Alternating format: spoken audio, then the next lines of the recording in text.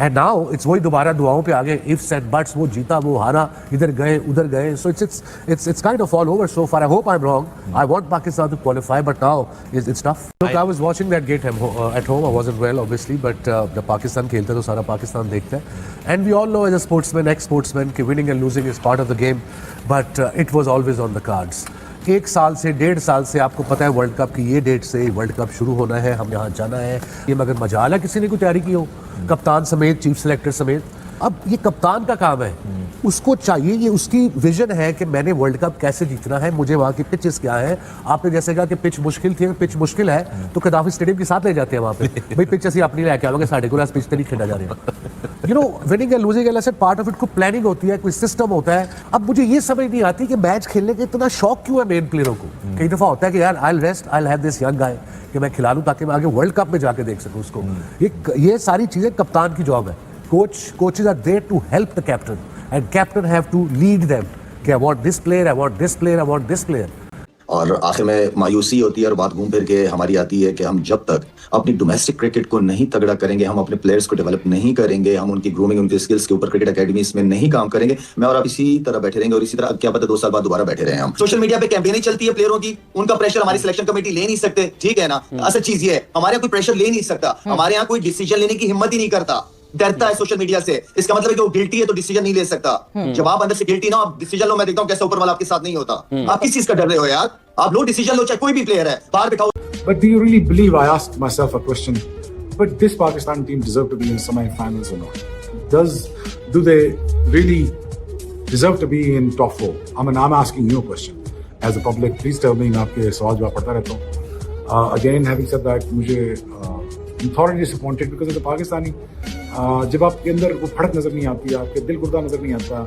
आप लोगों को ऑब्लाइज कर रहे हैं, आप लोग आउट ऑफ फॉर्म लोगों को जो है ना 4-4 साल से टीम में रखा हुआ है और उनको सोशल मीडिया पे आपने स्टार बना के फेंक दिया हुआ है कि कदी ते करेगा, कदों करेगा यार, कब करेंगे ये लोग.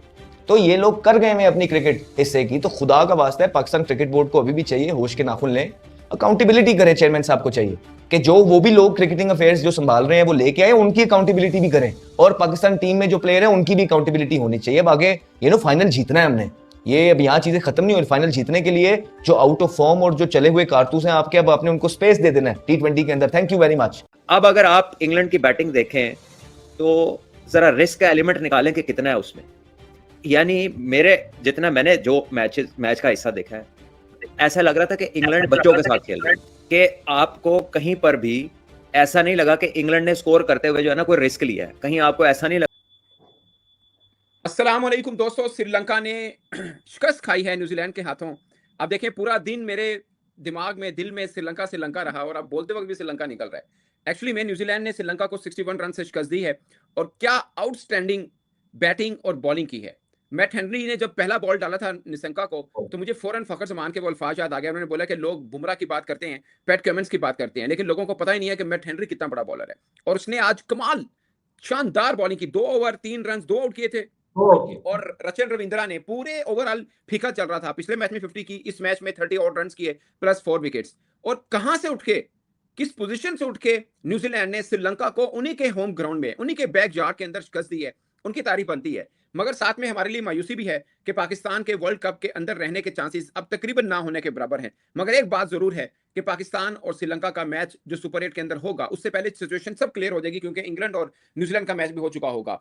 मगर उस मैच के हवाले से मैं ये कहूंगा कि 2 लंगड़ों का मुकाबला होगा.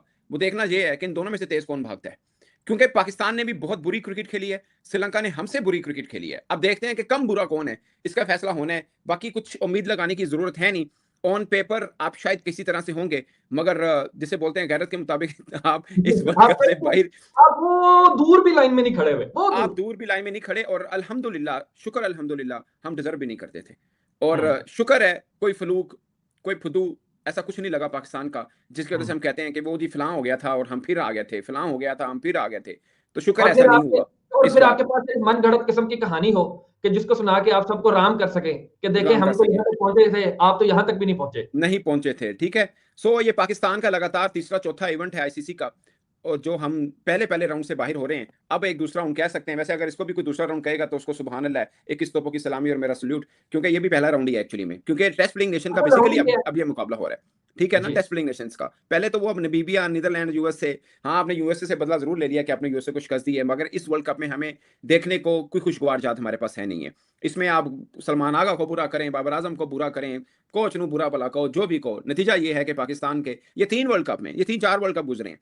आपका वर्ल्ड कप 2024 में कोच था गैरी क्रिस्टन, चैंपियंस ट्रॉफी 2025 में कोच थे आकिब जवेद, और वर्ल्ड कप 2026 में आपके कोच है माइक हैसन। आप जितनी मर्जी गालियां दे दें, दुनिया के सारे कोच हर साल लेंदे आओ कोच नु। भाई साहब फार्मूला सिंपल है, और सिंपल फार्मूला ये है कि न्यूजीलैंड ने, उनके पास ब्रेसवेल नहीं था, ब्रेसवेल को मैं समझता हूं उनकी रीढ़ की हड्डी है। Bracewell is exactly like Pandya in India, वो बॉलिंग भी करता है, बैटिंग भी करता है, और पूरे ओवर डालता है, और बैटिंग की जान है वो न्यूजीलैंड की, वो नहीं था। और उसकी जगह जिसको लेके आए उसने क्या परफॉर्म किया। शोएब भाई आपको बताऊं न्यूजीलैंड की थिंकिंग क्या है, उनकी क्रिकेट के ऊपर उनकी बेस क्या है। वो कहते हैं हम, उनकी एवरेज एज निकाली आपने, न्यूजीलैंड वालों की एवरेज एज निकाली, चले सबको मैं कहता हूं न्यूजीलैंड वाले प्लेयर्स की एवरेज एज निकालिएगा 30। वो कहते हैं कि 30, 29, 28, 29, 30 इस एज के कैटेगरी के लड़के आप लेंगे ना। आज लगा कि वो लड़का ब्रेसवेल की जगह पे खेल रहा है, 35 साल, 34-35 साल है वो। आपको कहीं से भी लगा कि वो ब्रेसवेल की जगह पे खेल रहे हैं? वजह क्या? पहला मैच उसका आजम, अगर थोड़ी सी भी तुम्हें गैरत शर्म वो तो नहीं है तुम्हारे अंदर, नहीं, तुम बहाना ले आओगे मगर मैं तुम्हें ये गैरत और शर्म है, स्टेप डाउन हो जाओ, बाहर में जाओ, वर्ल्ड कप स्टेप डाउन हो जाओ, थोड़ी सी भी इज्जत है। बाबर आजम 3 साल से एक भी सेंचुरी नहीं बना सके, लेकिन उसके बाद फिर जब आप 20 ऑड रन बना लेते हैं तो आपसे उम्मीद पैदा हो जाती है कि आपने दो अच्छी शॉट्स खेली हैं मुत्तुसामी के अगेंस्ट, और आप ठीक लग रहे थे। लेकिन वहां पर आते हुए वही पुराना मसला कि जो उनके साथ प्रॉब्लम बन रहा है, अंदर आती हुई बॉल उनके लिए अजाब बनती है, और वो सीधा मतलब टेक्निकल मिस्टेक करते हैं। उनके पास एक ही तरीका है कि वो पांव आगे लेके आते हैं और अपना डिफेंस ओपन कर देते हैं, और बॉल जो अंदर की तरफ आती है वो पैड के ऊपर लगती है, और इसकी वजह से वो आउट हो जाते हैं। जिम्बू भाईजान वो करते हैं जो जिम्बू भाईजान हर दफा करते हैं। कोई ऐसा इवेंट तो गया नहीं है, कोई ऐसी जगह तो गई नहीं जहां अब बबरिस्तान साहब ने जाके रन किए हों।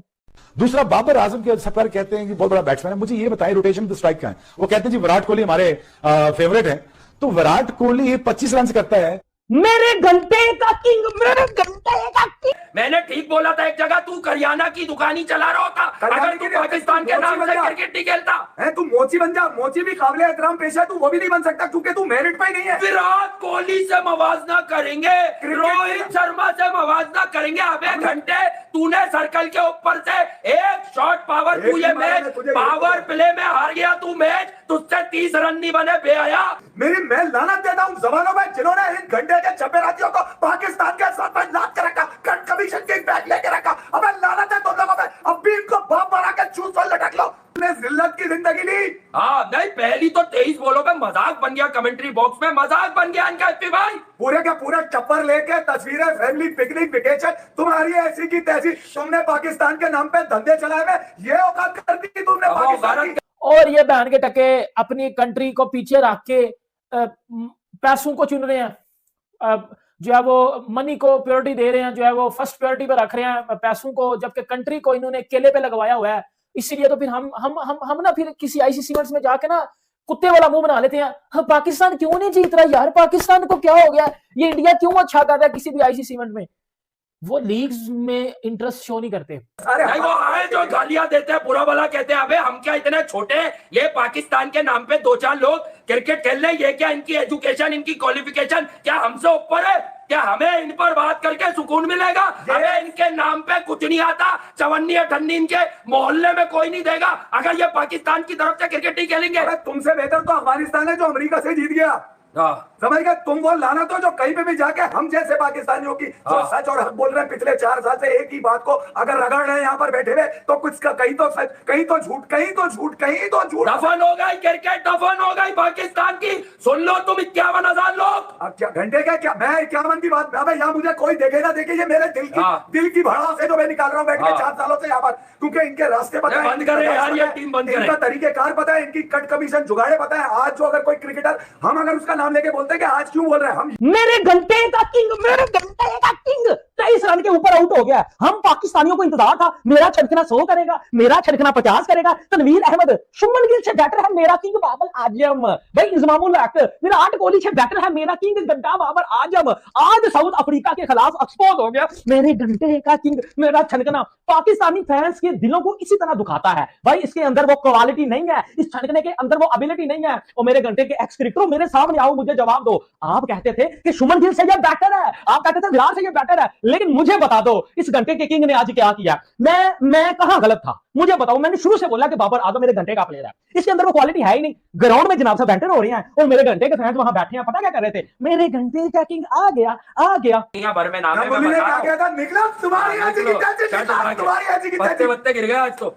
मैं तो तकलीफ में हूँ भाई। मैं किस बात का गम मनाऊं? मैं क्यों? क्या बात है? सही बात मेरा क्या, मैं तो लानत देने के लिए बैठा हूं। पाकिस्तान की क्रिकेट खत्म हो गई आज। पाकिस्तान की क्रिकेट को बर्बादी के इन हाथों में ताकत, इन हाथों में ना तो इतनी ताकत है। कौन कबूल करेगा ये मोहम्मद यूसुफ? इसके पंटर बन के जो रहते हैं पाकिस्तान के सेटअप में, वहाब रियाज जो शाहनवाज दानी के लिए गंदी गंदी बातें, अजहर महमूद जो के है ही इंग्लैंड का नेशनल। क्या बोला है वहां पे अजहर महमूद के लिए लोगों ने? हाँ बताऊं अभी ये क्या कर रहे हैं वहां पर? कट कमीशन किकबैक पूरा टप्पर लगा हुआ है सेटिंगों में वहां पर। शर्म नहीं आ रही इन लोगों को? लेकिन है मैंने पहले ही कहा कि अपनी शलवार के नाड़े चेक किया करो, कभी भी किसी की पजामा देखकर अपनी शलवार का नाड़ा चेक किया करो कि तुम्हारी ना उधर जाए। उधर गई तुम्हारी, पूरे अफ्रीका ने देखा तुम्हारी शलवार फाड़ के। इनके पास शलवार में नाड़ा नहीं होता है, इनके पास होती है रस्सी। शलवारें पहने हुए तुमने टीम में डाल दी है, तुम्हारी रस्सी होती है, रस्सी वो खींच के बांधते हैं ये।